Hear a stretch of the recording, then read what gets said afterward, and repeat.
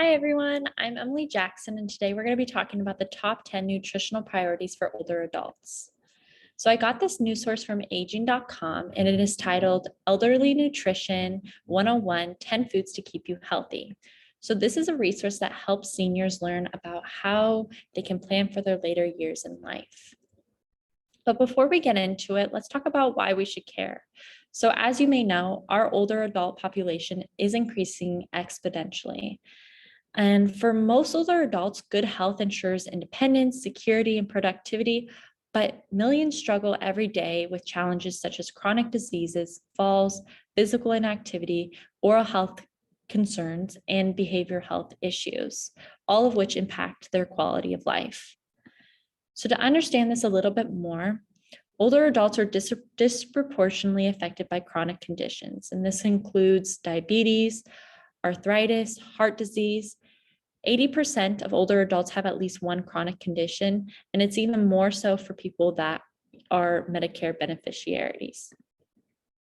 Falls, 1 out of 4 older adults fall each year, and older adults are hospitalized for fall-related injuries 5 times more than other injury-related causes.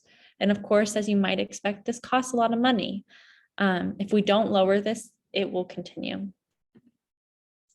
Oral health, 40% of older adults have not seen a dentist in the last year, and about 19% of older adults no longer have any natural teeth. So you can guess 1 in 5 older adults. This applies to 1 in 5 older adults.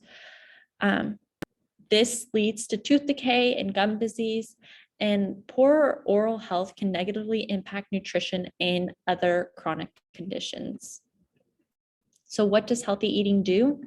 Well, it helps older adults live longer and stronger. It helps sharpen the mind, and it makes them feel better. But in addition to that, it allows them to shop with others, to cook with others, and to make mealtime a social experience. So not only is it helping them physically, but it's also helping them mentally and socially. So to hop into the first nutritional priority for older adults, it is omega fatty acids. And the importance of this is that it reduces the formation of blood clots, reduces inflammation, and reduces the risk of Alzheimer's disease. So some foods include sardines, tuna, salmon, canola oil, walnuts, and flax seeds. The next one is calcium, and this is important for it supports healthy bones and teeth, it lowers blood pressure, and it combats against osteoporosis.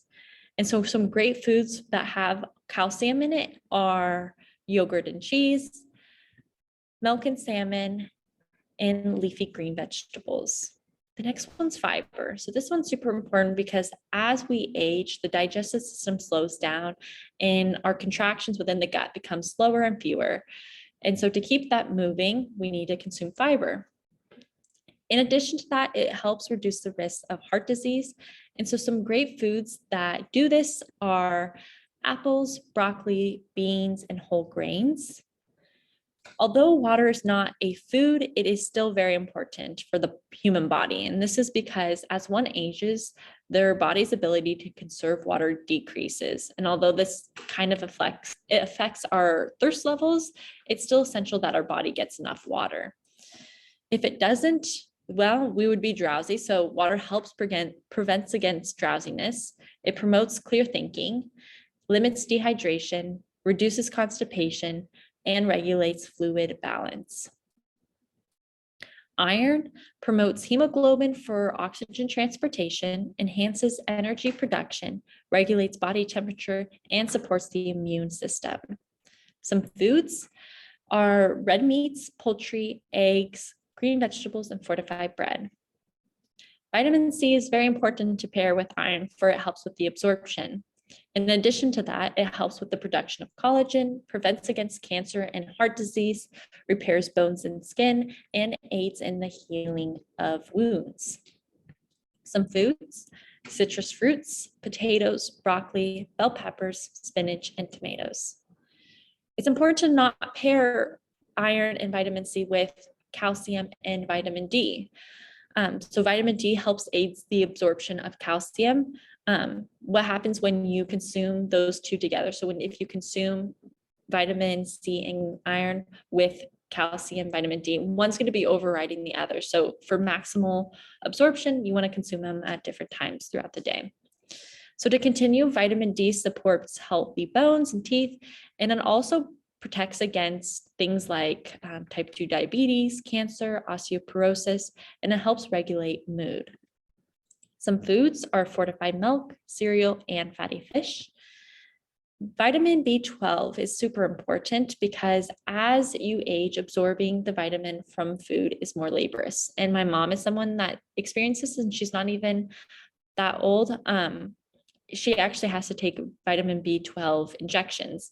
And in addition to these other things that vitamin B12 does, such as maintain nerve function and helps with the production of red blood cells and DNA, my mom found that she was very tired and fatigued and lacked a lot of energy when she wasn't getting enough B12.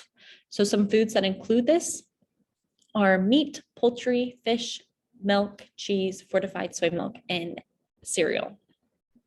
Potassium aids in cell function, reduces blood pressure, lowers the chance of developing kidney stones, and strengthens the bones. Some foods high in potassium include white potatoes, spinach, avocados, coconut water, and legumes. And lastly, magnesium helps regulate blood sugar levels, decrease blood pressure, and then reduces the risk of type 2 diabetes and osteoporosis, promotes the immune system, regulates muscle and nerve function, as well as promotes strong bones and helps with the production of protein. Some great foods that have a good source of magnesium include spinach, broccoli, legumes, seeds, and whole wheat bread.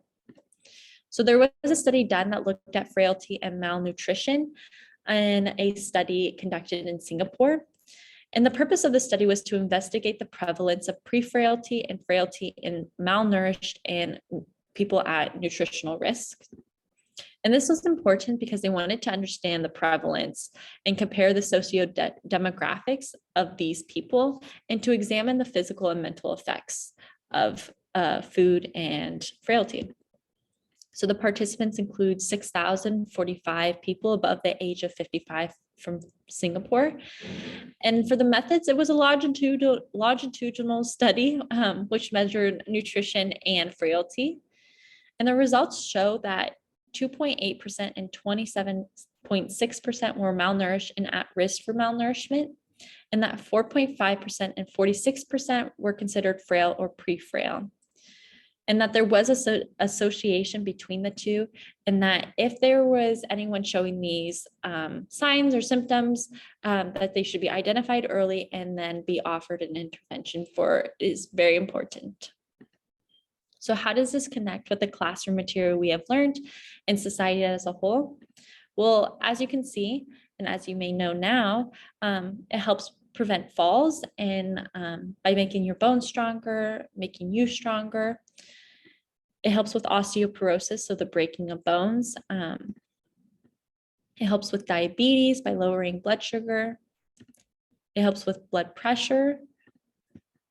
It helps with heart disease, so preventing that, making sure you consume more fruits, more vegetables, more whole grains, and less saturated fats and processed sugars. It helps with physical activity. So this may seem like a kind of an oddball out, but if you think about energy and what we need for physical activity, it is energy, and it needs to be like, we need to be strong for it, which is the strength element in it. And it also includes other elements as far as like mood and stuff like that, which is also connected to food.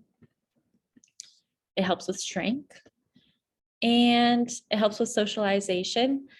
So making food and having food is a fun experience, and being connected with others, that being cooking or preparing with others. And like I said, it is fun, and eating healthy, it can taste good. The whole process, the making, you could do it by yourself. You could do it with others. You could do it while listening to music. You can do it while listening to a podcast.